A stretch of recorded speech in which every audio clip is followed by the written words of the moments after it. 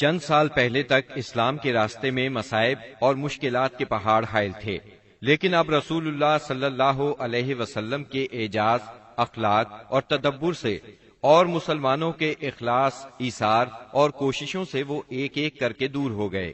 اب اسلام کی ترقی کی راہ میں بس دو ہی رکاوٹیں رہ گئی تھیں، ایک مکہ کے مشرک، دوسرے خیبر کے یہودی۔ مکے کے مشرکوں سے آپ یہ چاہتے تھے کہ وہ اسلام کی تحریک کو امن و امان سے آگے بڑھنے دیں، اور جو لوگ خوشی سے اسلام کے حلقے میں آنا چاہیں انہیں یہ موقع دیا جائے۔ مکہ معظمہ میں غریب اور کمزور مسلمان عورتوں، بچوں اور بے بس مسلمان مردوں کو جو نظر بند کر رکھا ہے انہیں مدینہ منورہ آنے دیا جائے۔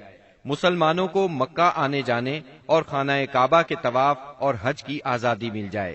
دوسری طرف رسول اللہ صلی اللہ علیہ وسلم خیبر کے یہود سے صرف یہ چاہتے تھے کہ وہ اسلام کی طاقت کو تسلیم کر لیں۔ یہ دونوں رکاوٹیں اس سال کے دوران صلح حدیبیہ اور یہود کے مکمل خاتمے سے دور ہو گئیں۔ مہاجرین کو مکہ معظمہ چھوڑے قریباً 6 سال بیت چکے تھے۔ کچھ لوگ کعبے کی زیارت کو بہت ترس رہے تھے اور کچھ اپنے رشتہ داروں سے ملنے کے لیے بے چین تھے۔ دونوں جذبے فطری تھے۔ ہجرت کے مقدس فریضے نے اس فطری جذبے کو دبا دیا تھا۔ ہجرت کے 6 سال مدینہ منورہ میں رسول اللہ صلی اللہ علیہ وسلم کو خواب دکھلایا گیا کہ آپ اور آپ کے صحابہ امن کے ساتھ مسجد حرام میں داخل ہوئے۔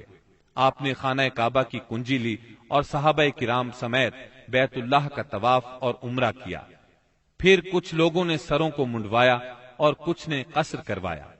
آپ نے صحابہ کرام رضی اللہ عنہم کو اس خواب کی اطلاع دی اور یہ بتلایا کہ آپ عمرہ ادا فرمائیں گے، لہذا صحابہ کرام بھی سفر کے لیے تیار ہو گئے۔ آپ نے مدینہ کے گرد و پیش کی آبادیوں میں بھی روانگی کا اعلان فرما دیا، لیکن انہوں نے چلنے میں دیر کر دی۔ رسول اللہ صلی اللہ علیہ وسلم پیر کے روز یکم ذی قعد 6 ہجری کو 1400 مہاجرین و انصار کے ساتھ مدینہ منورہ سے روانہ ہوئے اور اپنے ساتھ قربانی کے جانور بھی لیے تاکہ لوگ جان لیں کہ آپ جنگ کے لیے نہیں عمرے کے لیے جا رہے ہیں۔ ذوالحلیفہ پہنچ کر جانوروں کو قلادے پہنائے گئے، ان کی کوہانے چیر کر نشان بنایا اور عمرے کا احرام باندھا۔ نبی صلی اللہ علیہ وسلم نے سفر جاری رکھا۔ عسفان پہنچے تو آپ کو اطلاع دی گئی کہ قریش مسلمانوں کو بیت اللہ سے روکنے اور جنگ کرنے کا تہیہ کیے بیٹھے ہیں۔ انہوں نے ذی طوا میں پڑاؤ ڈال رکھا ہے اور خالد بن ولید کو 200 سواروں کے ساتھ عسفان کے قریب قراء الغمیم بھیج دیا ہے تاکہ وہ مکہ آنے والا راستہ بند رکھیں۔ نیز اپنی مدد کے لیے حلیف قبائل کو بھی جمع کر لیا ہے۔ اس پر رسول اللہ صلی اللہ علیہ وسلم نے صحابہ کرام سے مشورہ کیا کہ کیا کریں۔ یہ حلیف قبائل جو جمع ہوئے ہیں ان کے گھروں پر ہلہ بول دیں یا سیدھے بیت اللہ کا قصد کریں، اور جو روکے اس سے لڑے۔ سیدنا ابو بکر صدیق رضی اللہ عنہ نے کہا، ہم عمرہ کرنے آئے ہیں، لڑنے نہیں، لہذا جو ہمارے اور بیت اللہ کے درمیان رکاوٹ بنے گا ہم اس سے لڑیں گے۔ رسول اللہ صلی اللہ علیہ وسلم نے اس رائے کو پسند فرمایا۔ ادھر خالد بن ولید نے ظہر کی نماز میں مسلمانوں کو رکوع اور سجدہ کرتے دیکھا تو کہا، یہ لوگ غافل تھے، ہم نے حملہ کیا ہوتا تو انہیں مار لیا ہوتا۔ پھر انہوں نے طے کیا کہ عصر کی نماز کے دوران حملہ کریں گے، لیکن اللہ نے ظہر اور عصر کے درمیان صلاۃ خوف یعنی حالت جنگ میں نماز کا حکم نازل فرمایا۔ اس حکم میں وضاحت کی گئی کہ اس حالت میں مسلمان نماز کس طرح ادا کریں۔ اس طرح خالد بن ولید کے ہاتھ سے یہ موقع بھی جاتا رہا۔ پھر رسول اللہ صلی اللہ علیہ وسلم نے اس راستے کو چھوڑ کر ایک دوسرا راستہ اختیار کیا اور مکے سے نیچے داہنے ہاتھ چل کر سنیت المرار پہنچ گئے، جہاں سے حدیبیہ میں اترتے ہیں۔ وہاں پہنچے تو آپ کی اونٹنی بیٹھ گئی۔ لوگوں نے اسے اٹھانے کی کوشش کی تو بھی نہ اٹھی۔ اب لوگوں نے کہا، قصوا اڑ گئی ہے۔ اس پر آپ نے فرمایا، قصوا اڑی نہیں اور نہ یہ اس کی عادت ہے، بلکہ اسے اس ہستی نے روک رکھا ہے جس نے ہاتھی کو روک دیا تھا۔ پھر آپ نے فرمایا، اللہ کی قسم، یہ لوگ مجھ سے کسی بھی ایسے معاملے کا مطالبہ نہیں کریں گے جس میں اللہ کی حرمتوں کی تعظیم کر رہے ہوں، مگر میں اسے ضرور تسلیم کر لوں گا۔ اس کے بعد آپ نے اونٹنی کو ڈانٹا تو وہ اچھل کر کھڑی ہو گئی۔ پھر آپ نے آگے بڑھ کر حدیبیہ میں پڑاؤ ڈالا۔ اس کے بعد بدیل بن ورقہ خزائی خزاعہ کی ایک جماعت کے ساتھ آیا۔ یہ لوگ رسول اللہ صلی اللہ علیہ وسلم کے خیر خواہ تھے۔ اس نے بتایا کہ قریش آپ سے جنگ کرنے اور آپ کو بیت اللہ سے روکنے کا تہیہ کیے بیٹھے ہیں۔ آپ نے اس سے فرمایا، ہم صرف عمرہ کرنے آئے ہیں، لڑائی کے لیے نہیں آئے، اور ہم صلح کے لیے تیار ہیں، لیکن اگر قریش نے لڑائی ہی پر اصرار کیا تو ہم اس وقت تک لڑتے رہیں گے جب تک کہ میرا سر تن سے جدا نہیں ہو جاتا یا اللہ کا حکم نافذ نہیں ہو جاتا۔ بدیل نے واپس پلٹ کر یہ بات قریش کو بتائی۔ انہوں نے مکرز بن حفص کو بھیجا۔ آپ نے اس سے بھی وہی بات کہی جو بدیل سے کہی تھی۔ اس کے بعد قریش نے حلیف قبائل کے سردار حلیس بن علقمہ کو بھیجا۔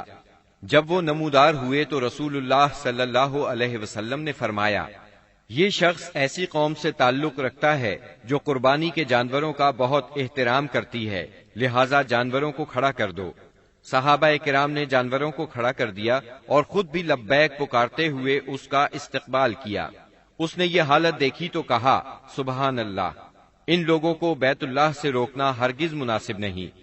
بھلا یہ کیا کہ لخم، جذام اور حمیر کے لوگ تو حج کریں اور عبد المطلب کا بیٹا بیت اللہ سے روک دیا جائے۔ بیت اللہ کے رب کی قسم، قریش برباد ہوئے، یہ لوگ عمرہ کرنے آئے ہیں۔ قریش نے یہ بات سنی تو کہا، بیٹھ جاؤ، تم اعرابی ہو، تمہیں چال بازیوں کا علم نہیں۔ اس کے بعد قریش نے عروہ بن مسعود ثقفی کو بھیجا۔ اس نے آ کر بات کی۔ رسول اللہ صلی اللہ علیہ وسلم نے اس سے بھی وہی کہا جو بدیل سے کہا تھا۔ اس نے دربار نبوت کی کیفیت دیکھی تو دنگ رہ گیا۔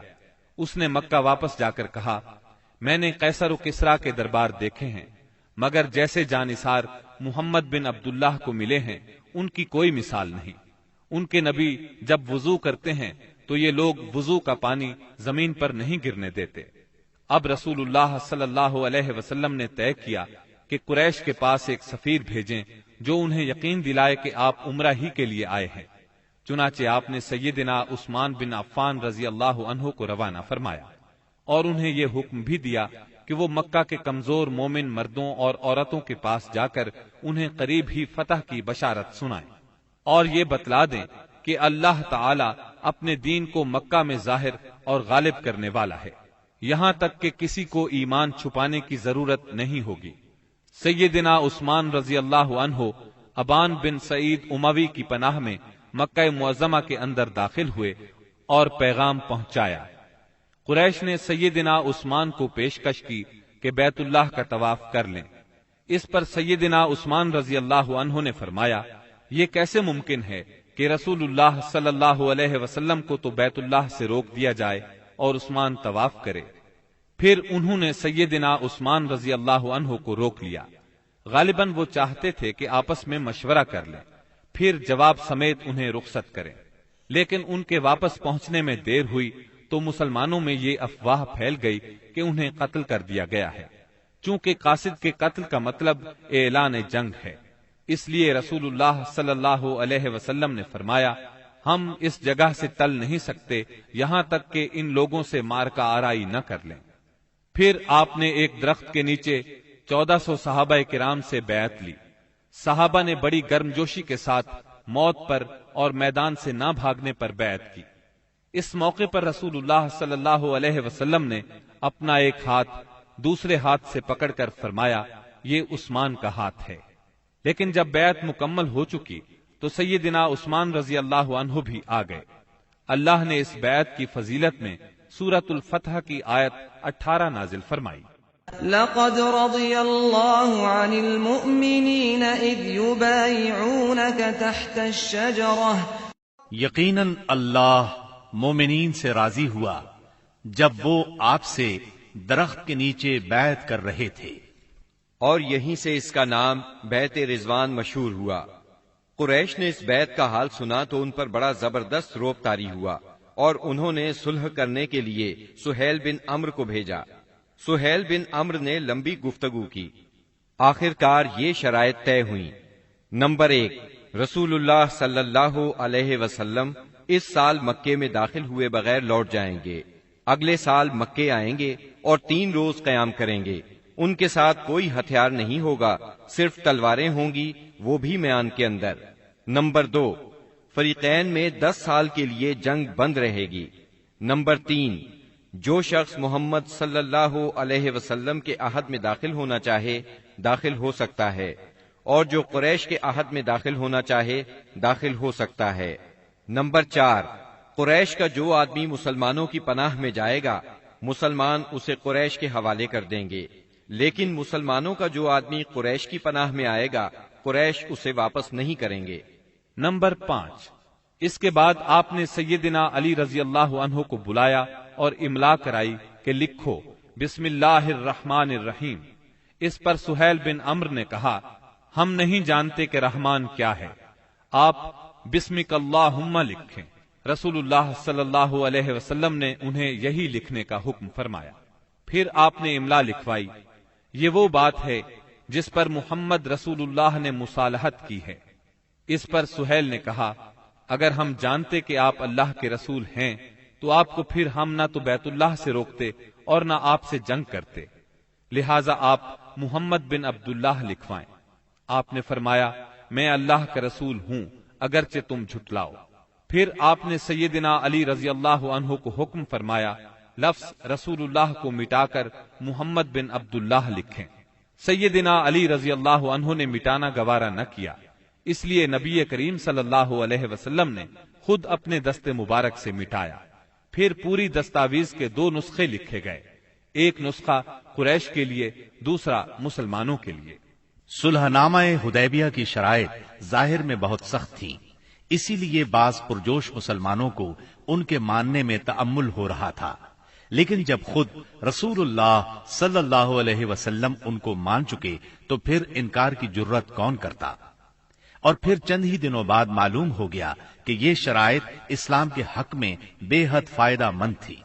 ابھی صلح نامہ لکھا جا رہا تھا کہ قریش کے نمائندے سہیل بن عمرو کے صاحبزادے ابو جندل بیڑیاں گھسیٹتے آ پہنچے۔ سہیل نے ان کی واپسی کا مطالبہ کر دیا۔ نبی کریم صلی اللہ علیہ وسلم نے فرمایا ابھی تو تحریر مکمل بھی نہیں ہوئی۔ اس پر سہیل نے کہا تب میں آپ سے صلح ہی نہیں کرتا۔ آپ نے فرمایا اچھا تم اسے میری خاطر چھوڑ دو۔ اس نے کہا یہ بھی نہیں ہو سکتا۔ پھر سہیل نے ابو جندل کو مارا۔ ابو جندل نے چیخ کر کہا مسلمانوں کیا میں مشرکین کی طرف واپس کیا جاؤں گا کہ وہ مجھے میرے دین سے فتنے میں ڈالیں؟ اس پر اللہ کے رسول صلی اللہ علیہ وسلم نے فرمایا صبر کرو اور ثواب کا باعث سمجھو، اللہ تمہارے لیے اور تمہارے علاوہ جو دوسرے کمزور مسلمان ہیں ان سب کے لیے کشادگی اور پناہ کی جگہ بنائے گا۔ ہم نے مشرکین سے صلح کر لی ہے اور ہم نے ان کو اور انہوں نے ہم کو اس پر اللہ کا عہد دے رکھا ہے، اس لیے ہم بدعہدی نہیں کر سکتے۔ اس صلح کا اثر اسلامی دعوت کی رفتار پر بہت اچھا ہوا۔ عام عرب سے ملنے اور انہیں اللہ کی دعوت دینے کا موقع مسلمانوں کے ہاتھ لگا، چنانچہ لوگ بکثرت اسلام میں داخل ہوئے اور صرف 2 سال میں مسلمانوں کی تعداد اتنی ہو گئی کہ 19 برسوں میں نہیں ہوئی تھی۔ اکابرین قریش جو کہ قریش کا نچوڑ تھے یعنی عمرو بن عاص، خالد بن ولید اور عثمان بن طلحہ جیسے حضرات اپنی رغبت اور مرضی سے مسلمان ہونے کے لیے خدمت نبوی میں حاضر ہوئے، اسلام پر بیعت کی اور اس کے راستے میں جان، مال، صلاحیت، طاقت اور اپنا سب کچھ قربان کرنے کا معاہدہ کیا۔ تب آپ نے فرمایا مکہ نے اپنے جگر گوشوں کو ہمارے حوالے کر دیا۔